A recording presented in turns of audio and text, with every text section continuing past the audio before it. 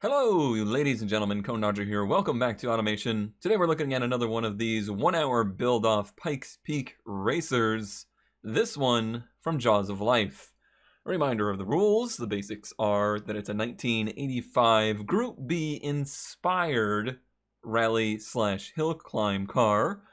The main restriction was a tire rule where you only had 450 mil of tire to use, one front plus one rear, so about a 225 tire, and you needed to be able to sell the car. It needed to be able to score 100 in a category. Basically, it's a homologation special.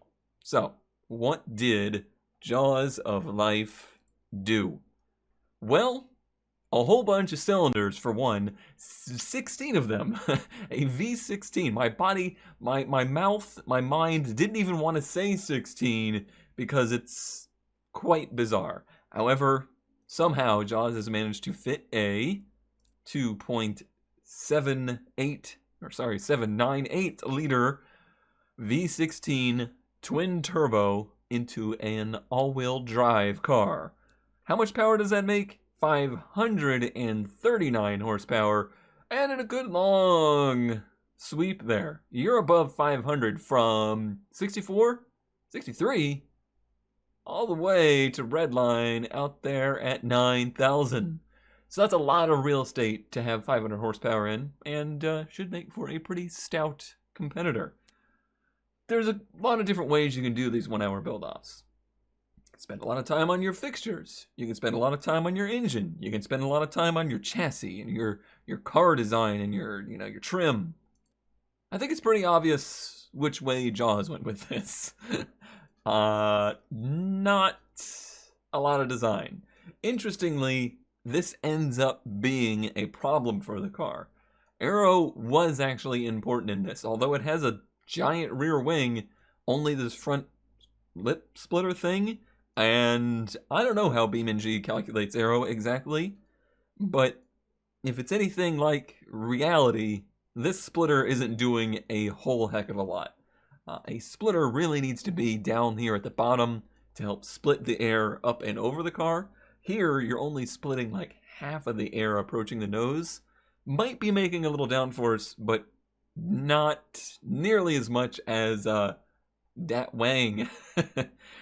Interestingly, this car, like I said, ends up being all-wheel drive with a manual 5-speed geared LSD, 225 tires front and back. I think one of the drawbacks, though, is 19s, very low profile. 19s and 85, that'd be quite a thing. However, I figure the 19s is to fit lots of brake, and I'm wrong. It still doesn't really use a lot of brake. It doesn't have a lot of brake rotor in it. And that becomes apparent as you drive the car. Tried to use that front wing angle in here, but again, this does not really affect what's happening over there in beamng. I don't know where the quality points were. I didn't see any. Maybe in the engine? All 10. All 10 on the turbo. So yeah, this car was all about straight line speed. The only thing that really mattered with this car was straight line speed. Some suspension tuning here, got some more front camber, probably too much rear camber there, and a big rear bar, trying to get the thing to oversteer, because a car like this with a big front engine and all-wheel drive, it's going to want to understeer. Very, very low, too. So 539 horsepower. How did it do in the markets? 133 in track, so all good there.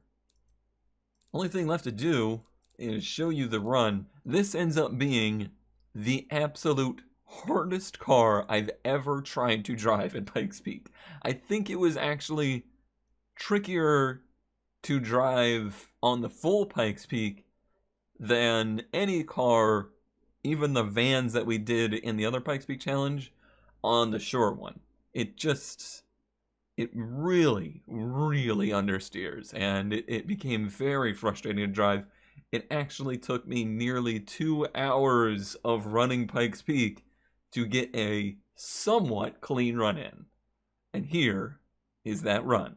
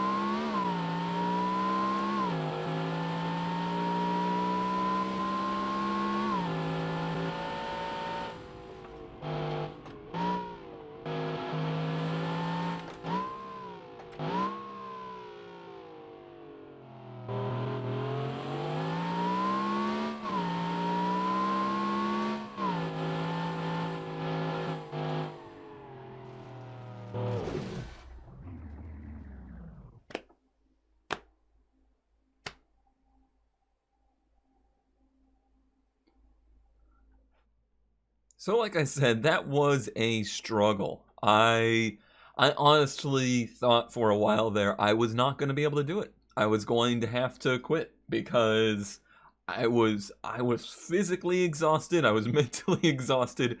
I just could not get a clean run up the mountain.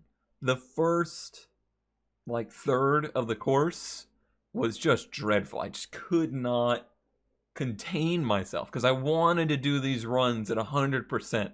I was doing no commentary. I was pushing as absolutely hard as I could, and I wanted that to be how I did things. But doing that just had this car just wildly understeer in places that didn't even make any sense. So it was really frustrating. I'm disappointed that I didn't actually get, a super clean run in with it, but I think I did the best that I could with it. And I hope you enjoyed, and I will see you all next time for car 3 of 3.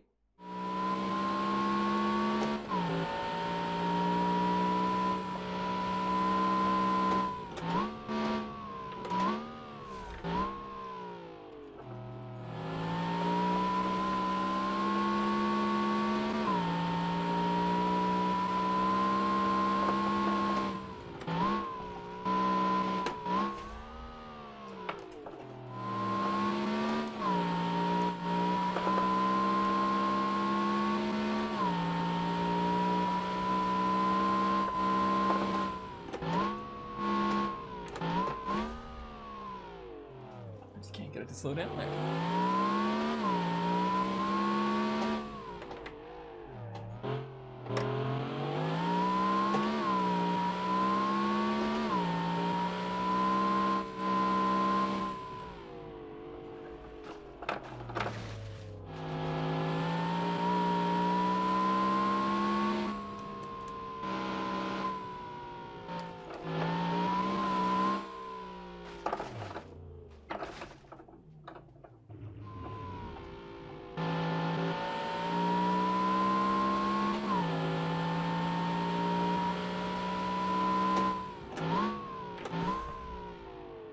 Wow, fucking turn right there now.